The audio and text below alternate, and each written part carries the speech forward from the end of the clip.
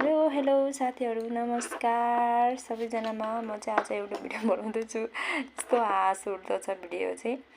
म चाहिँ उसको के अरे ब्राजिलको फ्यान थिएँ म चाहिँ।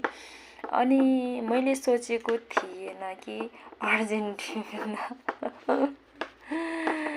यसरी फाइनलसम्म पुग्छ भनेर के। मतलब अब सेमी फाइनल भनौँ न। अनि त्यसपछि अब के हुन्छ अब हेर्दै जाऊँ। म चाहिँ ब्राजिलको fan because I love Neymar because I love Neymar मनपर्छ मलाई। तर ब्राजिलको समर्थक चाहिँ थिएन म नेमरको चाहिँ फ्यान थिएँ। अब नेमारले जितेन होइन। अनि त्यसपछि मैले वर्ल्ड कप हेर्न छोडेँ। अनि त्यसपछि छोडे पनि नोटिफिकेसन आउँछ नि त, यो ल्याएर यसले जित्यो भने नोटिफिकेसन चाहिँ आउँथ्यो मेरो। अनि त्यसपछि मैले यसो सोचेँ कि अर्जेन्टिना नसोचेको टिम कसरी पुग्यो भनेर यसो मैले विचार गरेँ। अनि त्यसपछि ऱ्याङ्किङको आधारमा यसो बहिनीले भनेको सुनेको थिएँ, यो देश चाहिँ यसरी। मैले चाहिँ बिना फोकटमा हेरेको मान्छे हो क्या। म चाहिँ फ्यान चाहिँ हो तर फुटबलको बारेमा खासै जानकारी भएको मान्छे चाहिँ होइन कि म। अनि त्यही भएर मलाई खासै केही पनि थाहा त थिएन। तर भए पनि म यत्तिकै हेरेको थिएँ।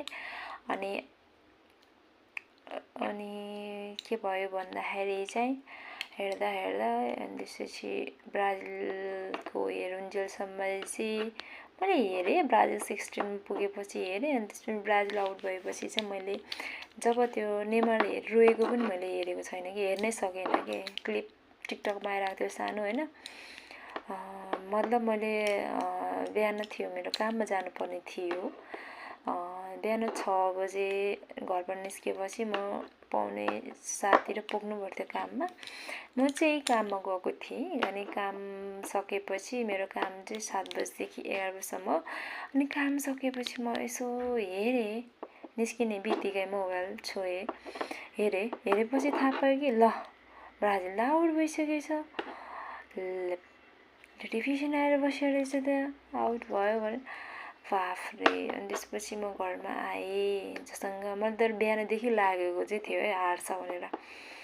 एकछिन म्याच हेरेँ। त्यसपछि त्यो गोल हानेको थियो नि त नर्वेले। अनि त्यो टाइममै थाहा भइसकेको थियो कि गोल खायो। त्यसपछि पुरै मनै ढुकढुक भइरहेको थियो कि। मैले अब जुनसुकै टाइममा जसलाई सपोर्ट गर्दाखेरि पनि यस्तो पुरै अनौठो खालको मनमा हुन्छ नि, यो डर जस्तो हुन्छ नि। त्यो पुरै अब चाहिँ यो गयो भने जस्तो हुन्छ। त्यो